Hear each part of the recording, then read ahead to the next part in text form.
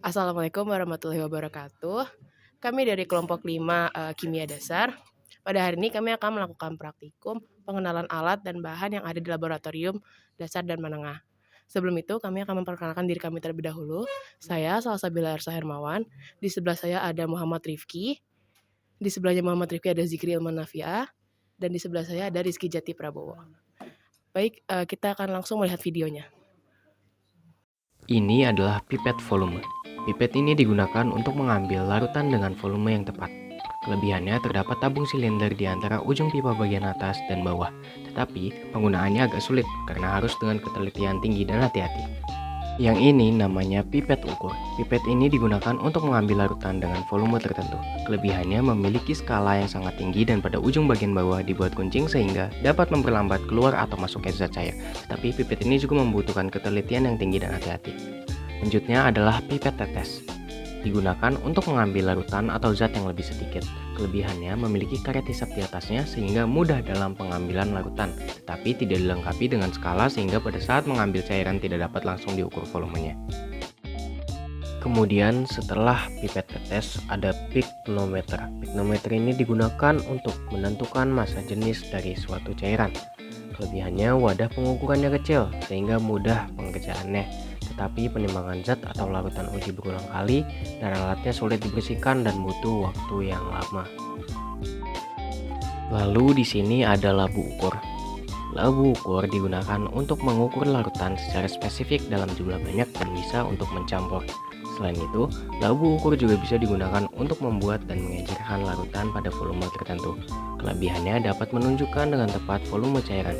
Kemudian karena leher labu ukur dibuat relatif sempit, sehingga kesalahan yang dibuat pada meniskus cairan akan sangat kecil. Kekurangannya sulit dalam membersihkan bagian dalamnya. Kemudian di sini ada batang pengaduk, yang kegunaannya untuk mengaduk larutan kimia. Kelebihannya mudah digunakan untuk mengaduk wadah yang diameternya sempit seperti tabung reaksi, tetapi mudah pecah karena terbuat dari kaca. Selanjutnya yaitu gelas ukur. Gelas ukur ini digunakan untuk mengukur volume suatu larutan. Dilengkapi dengan bibir tuang agar mudah dalam menuangkan larutan dan memiliki kaki untuk berdiri tegak sehingga tidak mudah tumpah. Gelas ukur cocok untuk pengukuran secara kuantitatif, tetapi tidak dapat digunakan untuk mengukur larutan atau cairan dalam kondisi panas. Kemudian kedua benda tajam ini adalah scalpel. Scalpel dapat digunakan untuk memotong, mengikis, ataupun membedah sesuatu. Kelebihannya yaitu mudah dalam memotong jaringan, tetapi harus hati-hati karena dapat melukai Anda. Di sebelahnya ada dua buah spatula yang dapat digunakan untuk mengambil sampel padatan dan untuk mengaduk maupun melarutkan. Kelebihannya mudah digunakan, tetapi spatula hanya untuk mengambil padatan dalam jumlah yang kecil. Lalu di sini ada kaca preparat dan juga cover glass. Fungsinya itu sebagai wadah dan juga penutup objek yang akan diamati di bawah mikroskop. Kelebihannya, tempat untuk meletakkan objek yang akan diamati terlihat lebih jelas. Kekurangannya terbuat dari kaca yang sangat tipis sehingga rentan pecah ketika menerima tekanan berlebih. Selanjutnya yaitu kawat nikrom, alat yang digunakan untuk melakukan uji nyala api bahan kimia tertentu dan untuk mengidentifikasi suatu senyawa di dalam bahan kimia. Kelebihannya memiliki sifat ketahanan panas yang sangat baik, tetapi harus berhati-hati dalam penggunaannya. Yang ini namanya kawat OC, digunakan untuk memindahkan atau mengambil koloni suatu mikroba ke media yang akan digunakan kembali. Kelebihannya dapat mengambil organisme berukuran kecil, tetapi mudah patah bila digunakan pada bahan yang keras. Kemudian di sampingnya ada pinset yang fungsinya untuk mengambil benda dengan menjepit, misalnya saat memindahkan cakram antibiotik. Kelebihannya dapat membantu mengangkat benda berukuran kecil sehingga tangan tetap dalam keadaan aman dan tidak terkontaminasi. Tetapi hanya dapat memindahkan satu buah objek, sehingga apabila terdapat banyak objek yang harus dipindahkan perlu melakukan semuanya satu persatu. Nah, yang ini namanya botol timbang. Botol timbang ini digunakan untuk menimbang padatan dengan tepat, terlebih lagi pada sampel padatan yang memiliki sifat higroskopis. Kelebihannya mudah untuk menimbang zat cair atau gas dalam skala kecil dan dapat melindungi zat cair atau gas tersebut. Kekurangannya karena terbuat dari kaca, botol timbang ini rentan untuk pecah. Selanjutnya ada yang namanya kawat kasa. Kawat kasa ini sebagai alas untuk labu atau beker pada waktu pemanasan. Kelebihannya dapat berperan menstabilkan suhu panas pada alat dan melindungi alat dari kerusakan seperti pecah. Tetapi kondisi api harus diperhatikan, karena api yang terlalu besar dapat membakar kawat kasar. Kemudian yang hitam ini namanya kaki bunsen. Kaki bunsen ini gunanya untuk menopang atau menahan labu dan gelas kimia selama pemanasan. Kelebihannya, kaki bunsen bersifat kuat karena terbuat dari besi dan mudah digunakan, tetapi memiliki ukuran yang kecil sehingga tidak dapat digunakan untuk benda-benda yang besar. Nah, yang ini namanya baru bunsen.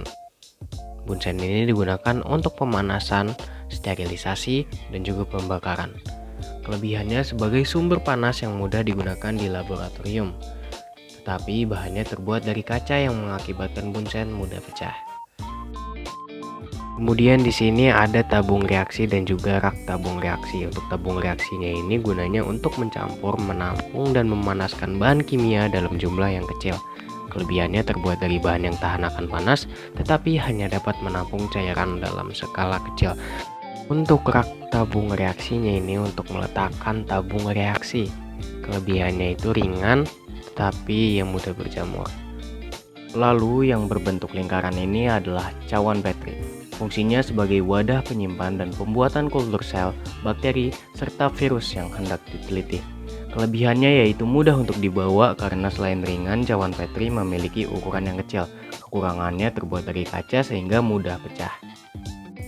Satu hal yang tadi tertinggal yaitu kertas haring. Kertas haring ini untuk memisahkan partikel suspensi dari cairan, untuk memisahkan antara zat terlarut dari zat padat, dan untuk mengeringkan padatan di desikator dan lain hal sebagainya. Kelebihannya yaitu agar kotoran tersaring dan memungkinkan bagian dari larutan untuk dipisahkan melalui pori-pori kertas. Kekurangannya yaitu sangat tipis sehingga mudah sekali sobek. Kemudian di belakangnya kita dapat melihat spiritus. Spiritus ini dapat digunakan sebagai bahan bakar untuk bunsen. Kelebihannya yaitu uapnya yang tidak berasap sehingga tidak membuat laboratorium kotor, tetapi menggunakan zat aditif beracun dan berbau tajam. Jangan ditiru ya. Kemudian ada gelas beaker. Gelas beaker ini digunakan sebagai tempat mereaksikan, menampung, melarutkan, dan memanaskan bahan kimia. Kelebihannya yaitu terbuat dari bahan Pyrex sehingga tahan panas, tetapi tingkat akurasinya rendah sehingga tidak cocok digunakan untuk mengukur sesuatu yang membutuhkan ketelitian tinggi. Selanjutnya adalah corong kaca. Corong ini digunakan sebagai alat bantu untuk memindah atau memasukkan larutan ke wadah yang mempunyai dimensi pemasukan sampel bahan kecil. Kelebihannya yaitu mencegah terjadinya tumpah ketika memasukkan zat kimia cair ke tempat yang disediakan. Tetapi karena terbuat dari kaca, menyebabkan corong ini rentan mengalami keretakan atau pecah. Lalu berikutnya ada Erlenmeyer. Erlenmeyer ini digunakan sebagai wadah dari bahan kimia cair. Selain itu, gelas ini juga sering digunakan untuk proses titrasi untuk menampung larutan yang akan digunakan. Kelebihannya yaitu terbuat dari bahan khusus untuk menghindari adanya reaksi antara Erlenmeyer dengan larutan. Kekurangannya, unit skala tidak terlalu teliti tetapi cukup memadai. Oke, selanjutnya ada tang crucible yang gunanya untuk mengangkat cawan uap atau alat kimia lain yang berisi larutan berbahaya maupun panas. Kelebihannya mudah digunakan dan tahan panas, tetapi hanya dapat menjepit beberapa alat tertentu seukuran tabung reaksi.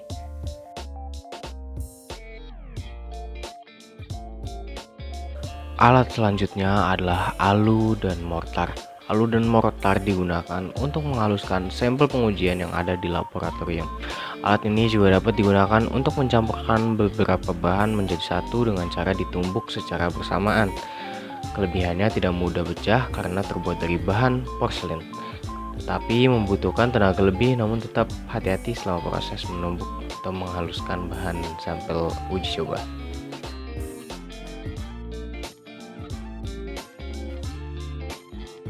Lalu ini adalah cawan uap. Cawan uap digunakan sebagai wadah atau tempat penguapan bahan dari bahan yang tidak mudah menguap, seperti garam dapur, gula, dan sejenisnya. Kelebihannya yaitu bisa menguapkan cairan dalam jumlah besar dan mudah digunakan. Kekurangannya tidak cocok untuk mereaksikan bahan kimia, tidak cocok untuk mencampur dan mengaduk bahan kimia, dan tidak tahan terhadap perubahan suhu tiba-tiba.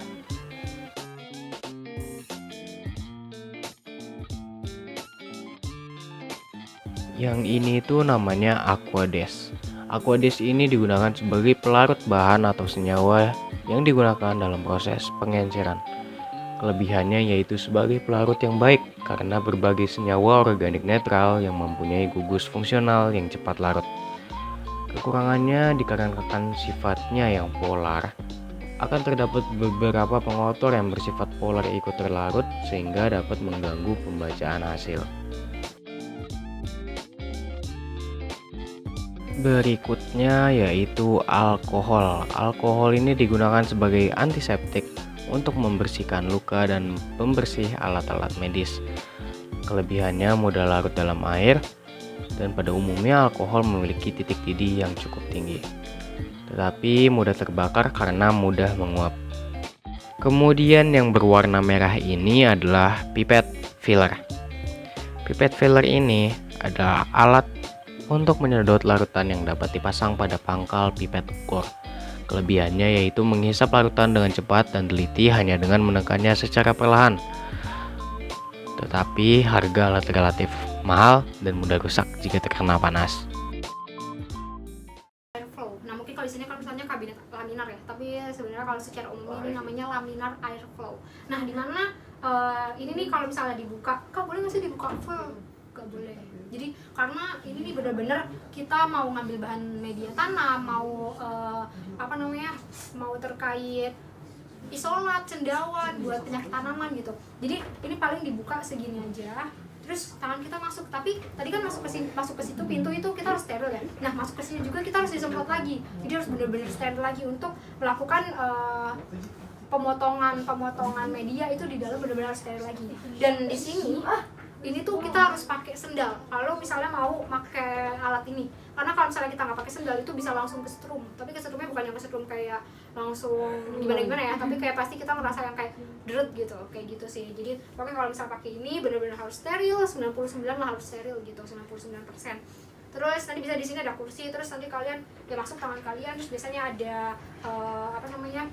ada bunsen juga, soalnya kan pinset misalnya habis dipakai itu harus steril lagi ya, jadi keapiin terus ke alkohol terus ke Aquades gitu. Pokoknya habis pakai apapun yang dilakuin di dalam itu, terus nggak boleh pakai gelang, nggak boleh pakai pokoknya cincin di diri itu nggak boleh kalau mau kesini. Jadi bener-bener tangan tuh harus harus polos ibaratnya, karena kita nggak tahu di gelang ini barangkali kita bawa bakteri, jadi nanti malah mengkontaminasi dari bahan-bahan yang udah maksudnya yang mau kita lakuin. Udah cukup terkait laminar ini. Ini adalah seperti penahan uap gitu, maksudnya kayak ketika kita emang masih butuh uap yang lumayan gitu, itu bisa pakai ini untuk bahasanya kak, menahan uapnya gitu. Oke, kalau misalnya kita masih butuh uap gitu ini. Terus selanjutnya ini ada magnetic stirrer, dimana magnetic stirrer ini biasanya di sini kita naruh beker gelas. Nah di sini biasanya langsung auto ya, langsung auto keaduk. Jadi ini pengaduk yang misalnya gula mau dilarutin gitu, ini biasanya komputer sendiri. Misal kak ntar bakal miring-miring, maksudnya keluar-keluar nggak sih, jadi biasanya kayak auto lah gitu. Dia nggak bakalan keluar sih, karena kan pasti ada beker gelas, nanti tuh ada magnet kayak kapsul gitu taruh di dalamnya. Nanti kita tinggal ngukur aja kecepatan putarannya itu berapa pengaduknya, dan dia juga bisa untuk manasin gitu. Jadi selain ngaduk bisa juga untuk manasin gitu buat larutin larutannya. Oke, ini yang magnetic stirrer. Terus selanjutnya ada autoclave. Jadi autoclave nih kayak sterilisasi alat-alat praktikum. Itu misalnya kita mau udah make lumayan banyak gitu, terus kita perlu kan kalau misalnya cuci doang kan itu belum tentu steril ya. Nah ini bisa ya ditaruh di sini gitu untuk sterilisasi, dan di sini juga ada waktu-waktunya gitu, berapa lama untuk sterilisasinya gitu. Oke, terus selanjutnya ada buret. Nah ini buret, jadi buret ini buat nginiin larutan juga sebenarnya. Jadi di bawahnya nih biasanya suka ada beker gelas juga di bawahnya. Jadi nanti di sini larutannya, tapi sebenarnya kalau misalnya udah dipakai itu nggak kayak gini ya, gininya. Jadi kalau misalnya dipakai itu posisinya kayak gini. Jadi larutannya dimasukinnya dari sini. Gitu. Nah, terus biasanya nanti tetesan lah, dalam bentuk tetesan buat turun ke bawah gitu. Nanti pakai dibuka dulu kan, kayak kan ini jadi kita bisa ngatur kecepatannya mau cepet, larutannya netesnya cepet atau kayak cuma tes doang gitu. Jadi misalnya dari sini gitu kan, kayak pasti bisa langsung derut gitu kan gitu. Terus ini selanjutnya ada microwave. Jadi sebenarnya ini apa ya, kayak oven lah gitu untuk memanas apa ya, kayak panas di apa sih bahasanya, kayak ya untuk ngangetin lagi sih. ya menghangatkan lagi tuh. Terus yang terakhir ini ada oven. Nah, oven ini nih sangat bermanfaat ya untuk kita kalau misalnya membutuhkan nilai bobot basah, bobot kering gitu. Jadi ketika kita nanti misal nih kalian nanam tebu misal contoh, dan tebu ini kalian di hasil praktikum ya, untuk hasilnya itu perlu bobot basah, bobot kering. Nah, untuk bobot keringnya ini biasanya kita masukin ke sini, tapi bisa yang biasa masuk ke sini tuh kayak batang, akar, daun, terus kayak bunganya gitu. Itu biasanya masuk ke sini. Jadi kan pasti ada perbandingan nilai ya, dari dia baru panen yang masih basah pasti kan masih ada cairan-cairan apa, air di dalamnya masih agak cukup berat gitu. Terus kita keringin. Nah, untuk pengeringannya biasanya tuh 1 kali 24 jam gitu. Jadi cukup lama. Jadi bisa kita tinggal, nggak mungkin ya kita tunggu di sini gitu praktikum sampai seharian semalam kita tidur di sini, nggak mungkin. Jadi ditinggal, ini nggak apa-apa ditinggal. Terus nanti biasanya ada perbandingan tuh dari yang awalnya misalnya 10 gram gitu, terus pas udah dikeringin ternyata cuma 1 gram itu hasilnya gitu. Jadi biasanya terus nggak langsung bahannya, misalnya batang itu nggak langsung kita masukin semuanya ke sini, jadi kita masukin dulu ke amplop coklat, terus nanti amplop coklat itu kita rapet, pokoknya benar-benar rapet, terus baru dimasukin, ditumpuk-tumpuk gitu sama yang lainnya, batang, daun, akar gitu. Ada yang mau ditanyain?